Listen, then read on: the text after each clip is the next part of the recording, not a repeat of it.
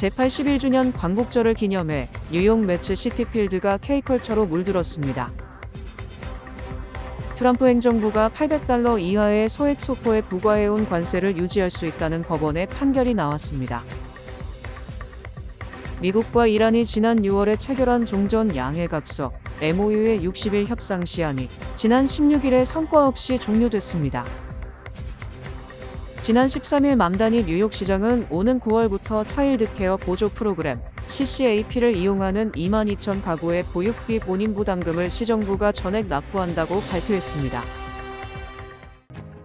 이 프로그램은 당신과 PCB의 시너지, PC빌리티, 당신의 가능성을 더 큰 현실로 만드는 PCB뱅크 제공입니다.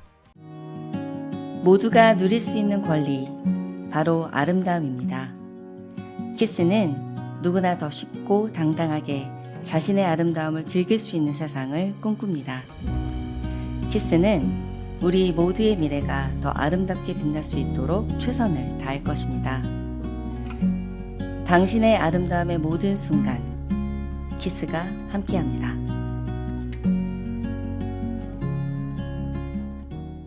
제81주년 광복절을 기념해 뉴욕 매츠 시티필드가 K컬처로 물들였습니다.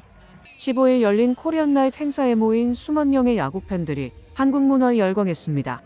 본 방송 TKC가 주최하고 재외동포청이 후원한 코리안 나잇 행사에 존 리우 뉴욕주 상원의원, 린다 이 뉴욕시 의원, 김상호 뉴욕 총영사, 한상기 TKC 대표, 이시화 뉴욕 평통회장, 이지혜 뉴욕가 정상담소장 그리고 한국관광공사 마스코트 등이 뉴욕 일원 한인사회를 대표해 자리를 빛냈습니다.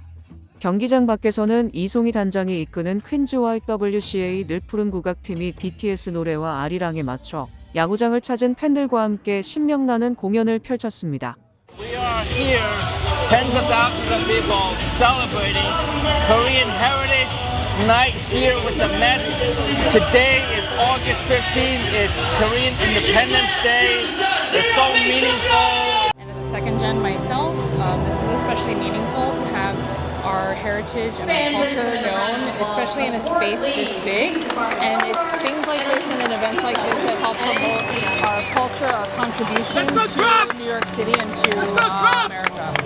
우리 뉴욕 총영사관도 더 코리아 채널 우리 식구들과 함께 한국 문화를 우리 미국 사회에서 함께 잘 알리고 소통할 수 있도록 노력하겠습니다. 고맙습니다. 오늘 한국날 이렇게 뉴욕 가정상담소가 여기 시티필드에서 모든 분들과 같이 할 게 있어서 너무 영광스럽고 너무 기쁩니다. 한국의 날 화이팅! 이날 행사에서 K-팝 데몬 헌터스에서 미라 역의 메이홍이 시구자로 나섰고 미스터리 사자 역을 맡은 케빈 오가 공연을 펼쳐 팬들의 뜨거운 환호를 받았습니다. 또 한국관광공사는 이날 부스에서 한국 관광의 매력을 홍보하는 등 성황을 이뤘습니다. 매츠 야구와 한국의 자부심이 하나 되는 특별한 행사로 진행된 이날 행사에서 매츠는 팬들에게 2026년 한정판 코리안 헤리티지 나잇 기념 유니폼을 증정했습니다. 트럼프 행정부가 $800 이하의 소액 소포에 부과해온 관세를 유지할 수 있다는 법원의 판결이 나왔습니다. 지난 13일에 연방국제통상법원은 국내 자동차 수입업체가 트럼프 행정부의 소액 소포 관세 면제 중단이 입법부의 권한을 침해한 것이라며 면세 조치 복구를 요구하는 소송에 대해 해당 조치는 국제비상경제권한법에 근거해 대통령의 권한 범위 안에 있다며 원고 패소로 판결했습니다. 국제통상법원은 기존에 시행됐던 $800 이하 수입 제품에 대한 관세 면제가 일종의 특혜에 해당된다며 연방대법원이 위법으로 판결한 글로벌 상호관세와는 성격이 다르다고 설명했습니다. 트럼프 대통령은 그동안 소액 면세 제도는 펜타닐 밀매업자와 위조 제품업자들이 악용하는 통로가 되어왔다라고 주장했습니다. 이날 판결 후 트럼프 대통령은 자신의 트루스 소셜을 통해 커다란 승리라고 평가했습니다. 이번 판결로 인해 알리익스프레스, 테무 등 대량의 저가 물품들을 무관세로 미국에 수출하던 중국계 온라인 쇼핑 플랫폼들이 계속해서 관세 압박을 받게 됐습니다. CBP 보고서에 따르면 해당 조치가 시작된 지난해 5월부터 12월까지 소액 소포로 징수된 관세는 $10억 달합니다. 미국과 이란이 지난 6월에 체결한 종전 양해각서 MOU의 60일 협상 시한이 지난 16일에 성과 없이 종료됐습니다. 이에 따라 양국의 갈등은 전면적인 군사 충돌 대신 장기적인 경제전으로 전환되는 양상입니다. 지난 6월 18일에 벤스 부통령의 선언으로 60일간의 포괄적 비핵화 및 호르무즈 개방 협상이 시작됐지만 양측의 입장차가 좁혀지지 못했고 7월에는 공습 재개와 이란의 해협 재봉수의 선언이 맞물리면서 MOU는 이때부터 사실상 효력을 상실했습니다. 트럼프 행정부는 대규모 추가 공격도 검토했으나 이란의 항복을 장담하기 어렵고 무기 재고 소진에 대한 우려가 커지면서 지속적인 군사 충돌 대신 경제적 압박을 강화하는 방식으로 우회했습니다. 미국이 이란을 상대로 전개하고 있는 분노의 경제작전은 이란의 국가재정과 물류망을 고립시키기 위한 고강도 제재로 구성되어 있습니다. 해군은 이란산 원유를 싣고 나가는 유조선들의 통행을 물리적으로 차단하고 있으며 이란 정부가 달러나 금을 거래하지 못하도록 막으며 이란 리알화의 화폐 가치 폭락을 유도하고 있습니다. 또한 전 세계에 흩어져 있는 이란 정부와 혁명 수비대의 해외은행 계좌와 자산을 동결시켰습니다. 지난 13일 맘다니 뉴욕시장은 오는 9월부터 차일드케어 보조 프로그램 CCAP를 이용하는 22,000 가구의 보육비 본인 부담금을 시정부가 전액 납부한다고 발표했습니다. 기존 수혜 가정들은 별도의 신청 절차 없이 자동으로 혜택을 받을 예정입니다. 이번 조치는 맘다니 시장의 보편적 무상 보육 정책의 일환이며 해당 비용을 지원하기 위해 내년부터 624만 달러의 예산을 고정적으로 편성할 계획입니다. CCAP는 뉴욕주의 지원을 받아 저소득층 가정의 보육 및 방과 후 돌봄 비용을 보조하는 제도입니다. 생후 6주부터 13세까지의 아동이 대상이며 장애 아동은 19세까지 지원을 받을 수 있습니다. 4인 가구 기준 연소득이 11만 4천 달러 이하이면 보육비 지원을 받을 수 있습니다. 다만 이번 정책은 현재 보육 지원을 받는 가정의 부담을 없애는 부분에만 초점이 맞춰져 있습니다. 전문가들은 CCAP 대기 가정이 1만 6천 가구를 초과하는 상황에서 보육시설과 바우처 공급 부족 문제는 여전히 해결 과제로 남아있다고 지적했습니다. 슈퍼스톰 샌디로 침수 피해를 입었던 이스트리버 터널 2번선이 1년간의 대규모 복구 공사를 마치고 17일 다시 문을 열었습니다. 이스트리버 터널은 펜스테이션과 퀸즈를 연결하는 4개 터널로 구성되어 있으며 암트랙과 롱아일랜드 레일로드, NJ 트랜짓 열차 하루 450편 이상이 통과하는 북동부 철도망의 핵심 구간입니다. 이번 선은 지난해 5월부터 전면 폐쇄한 뒤 기존 시설의 콘크리트 구조도 철거하고 선로와 전기 신호 배수 설비 등을 다시 설치했습니다. 터널은 1910년 개통됐으며 2012년 샌디 당시 바닷물이 유입되면서 장기간 염분 피해가 누적돼 왔습니다. 이번 선 재개통으로 통근 열차 운행 여건은 개선될 전망이지만 전체 복구 사업은 아직 끝나지 않았습니다. 샌디 피해를 입은 또 다른 구간인 1번선은 올가을부터 공사에 들어가 2027년 말까지 폐쇄될 예정입니다. 나머지 3번선과 4번선은 현재 대규모 복구가 필요하지 않은 것으로 평가됐습니다. 지난 5월에는 공사로 가용 선로가 줄어든 상황에서 선로 화재까지 겹치며 펜스테이션을 오가는 열차가 사흘 동안 큰 차질을 빚은 바 있어 이번 재개통이 철도 운행 안정성을 높일 것으로 기대됩니다. 뉴욕시에서 약 4명 가운데 1명이 빈곤 상태에 놓여 있는 것으로 나타났습니다. 뉴욕시 감사원 경제자료에 따르면 빈곤 상태에 있는 주민은 약 200만 명이며 이 가운데 어린이는 약 42만 명에 달합니다. 뉴욕시는 세계에서 가장 많은 억만장자가 거주하는 도시 가운데 하나지만 동시에 높은 주거비와 생활비 때문에 상당수 주민이 기본적인 생활비를 감당하는 데 어려움을 겪는 극심한 소득 격차를 보이고 있습니다. 특히 최근 렌트가 계속 오르는 반면 일부 고임금 업종의 고용 증가세는 정체돼 저소득층뿐 아니라 중산층 가구까지 생활비 압박을 받고 있습니다. 뉴욕시 고용시장은 의료 사회복지 분야가 일자리 증가를 이끌고 있지만 금융과 정보, 전문 서비스 등 고임금 업종의 고용은 상대적으로 부진한 상태입니다. 감사원은 높은 렌트와 생활비가 시정부의 임대료 지원과 복지 지출 부담까지 늘리고 있다고 분석했습니다. 동시에 뉴욕시 전체 세수는 증가하고 사무실 시장과 관광산업도 회복세를 보이고 있어 경제성장과 주민들의 실제 생활 형편 사이의 격차가 더욱 뚜렷해지고 있다는 지적입니다. 맨해튼 혼잡 통행료 시행 이후 차량 통행량이 줄었지만 첫 1년 동안 대기질이 통계적으로 뚜렷하게 개선됐다고 보기는 어렵다는 뉴욕시 보건국의 첫 종합 분석 결과가 나왔습니다.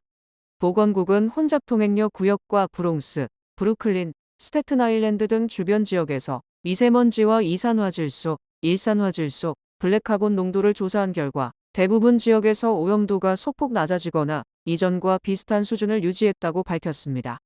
다만 기상과 산불 연기, 계절 변화 등을 고려한 통계 분석에서는 혼잡 통행료 자체가 대기오염 수치를 유의미하게 낮췄다는 증거는 확인되지 않았습니다. 혼잡 통행료 시행 전에는 차량이 다른 지역으로 우회하면서 크로스브롱스 익스프레스웨이와 BK 등 고속도로 주변 저소득 지역의 대기오염이 악화할 수 있다는 우려가 제기됐지만 이번 조사에서는 해당 지역의 오염 수준이 통행료 때문에 증가했다는 증거는 나타나지 않았습니다. 보건당국은 자동차가 뉴욕시 전체 미세먼지 배출의 약 14%, 질소산화물 배출의 약 20%를 차지하기 때문에 교통량이 약 10% 줄어도 단기간에 전체 대기질이 크게 변하기는 어렵다고 설명했습니다. 시정부는 장기적인 변화를 확인하기 위해 대기질 모니터링을 계속할 계획입니다. 뉴저지 뉴워크에서 기존 푸드 팬트리가 일반 식료품점처럼 이용자가 직접 필요한 음식을 골라 가져가는 방식으로 바뀌고 있습니다. 비영리단체 유나이티드 커뮤니티 코퍼레이션은 웨스트워드 사우스 18가에서 운영하던 푸드 팬트리를 더 마켓 앳 UCC로 개편해 과일과 채소, 냉동식품, 쌀과 콩 등 다양한 식료품을 매장 진열대에 배치했습니다. 과거에는 주민들이 정해진 날짜에 길게 줄을 서서 미리 포장된 식품 봉투를 받아야 했지만 이제는 예약을 통해 한 달에 한 번 방문해 필요한 식품을 직접 선택하고 무료로 가져갈 수 있습니다. 뉴워크시는 이 같은 식료품점 형태의 무료 또는 저가 식품 지원 시설을 올해 안에 5개 워드 전역으로 확대할 계획입니다. 뉴저지 경제개발청 분석에서는 뉴워크의 5개 워드가 모두 주내 식품 접근성이 가장 열악한 지역 상위 10곳에 포함됐습니다. 여기에 연방 푸드스탬프 근로 요건 강화 이후 뉴저지에서 3만 5천 명 이상이 혜택을 잃었고 8월 한 달에만 뉴워크가 속한 에섹스 카운티에서 1,275명이 자격을 상실하면서 무료 식품 지원 수요가 더욱 늘고 있습니다. 운영단체는 식료품뿐 아니라 임대료와 공공요금 등 다른 지원 사업도 함께 안내할 방침입니다. 지난 15일에 민주당은 텍사스주 오스틴에서 열린 전국위원회 DNC 회의에서 2028년 대선 후보 선출을 위한 초기 경선주들을 확정했습니다. 민주당은 보도자료를 통해 사우스캐롤라이나 1월 22일, 네바다 2월 1일, 뉴햄프셔 2월 8일, 뉴멕시코 2월 15일, 미시간 2월 22일, 버지니아 2월 29일로 6곳에서 이어지는 경선 일정을 발표했습니다.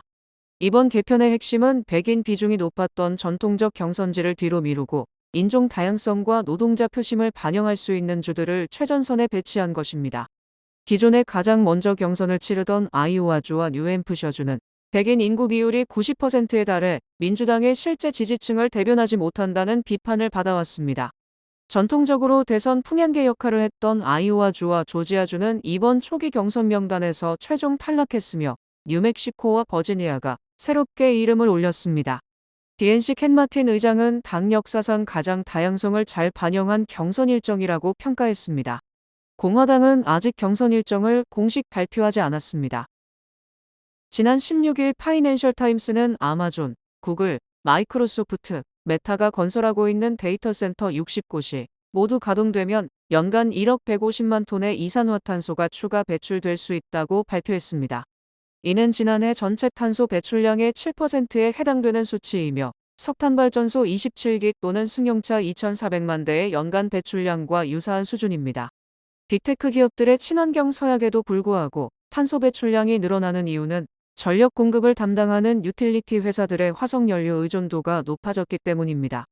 이는 친환경 에너지 발전소 설치 속도가 AI 데이터 센터의 전력 수요 폭증 속도를 따라잡지 못하는 한계 때문입니다. 빅테크 기업들은 신재생에너지 공급 인증서, REC 도입을 통해 자사 전력 소비를 친환경 에너지 투자와 일치시킬 계획을 발표했습니다. 구글은 자사 보고서를 통해 AI의 전례 없는 성장과 함께 기후 영향도 증가하고 있음을 인식하고 있으며 이러한 영향을 최소화하기 위해 적극적으로 노력하고 있다라고 밝혔습니다. 이 프로그램은 대형은행의 든든함과 로컬은행의 세심함으로 함께하는 뱅크 오브 오프 제공입니다. 주요 단신 전해드립니다. 최태원 SK그룹 회장과 노소영 아트센터 나비 관장의 재산분할 소송이 최 회장 측의 재산고장 제출로 다시 대법원의 판단을 받게 되었습니다. 서퍼 카운티 경찰이 매드포드에서 도로를 점거하고 위험운전을 벌인 차량 집단을 단속해 15명을 체포하고 차량 7대를 압수했습니다. 지난해 한국 국적 회복 허가자는 총 4,037명으로 집계되었으며 이 가운데 미국 국적자가 2,586명, 약 64%로 가장 큰 비중을 차지했습니다. 뉴욕 타임스퀘어 전광판의 봉화 사과는 맛있지만 광고는 하지 않습니다라는 이색적인 한글 문구의 광고가 등장해 눈길을 끌었습니다. 월마트가 뉴욕, 뉴저지, 커네티컷 등 미국 26개 주에서 판매된 토마토 비스킷 스프를 리스테리아균 감염 위험으로 리콜 조치했습니다. 구글이 올해 2분기 한국 관련 콘텐츠를 다루며 조직적으로 여론을 조작한 정황이 포착된 유튜브 채널 449개를 폐쇄했습니다. 상무부는 지난 7월 소매 판매액이 전월 대비 0.6% 감소했다고 발표했습니다. 페덱스와 스테이플스 등 주요 기업들이 배송 네트워크 개편 및 구조조정의 일환으로 남부 캘리포니아 지역에서 500명 이상의 직원을 감원합니다. 날씨 전해드립니다. 화요일인 내일은 대체로 맑겠습니다. 낮 최고 기온은 84도, 최저 기온은 71도입니다. 해 뜨는 시간은 6시 9분, 해 지는 시간은 7시 50분입니다. 이상으로 주간 날씨와 세계 날씨 전해드립니다.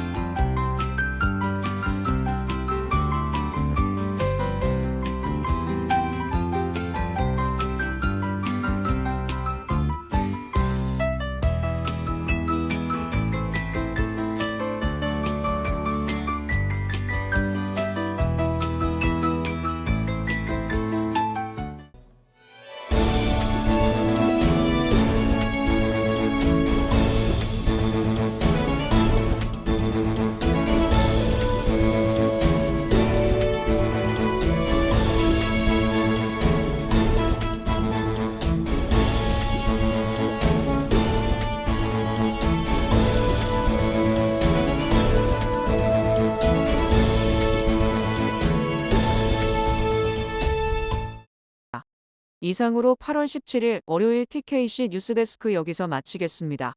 시청해주신 여러분 고맙습니다.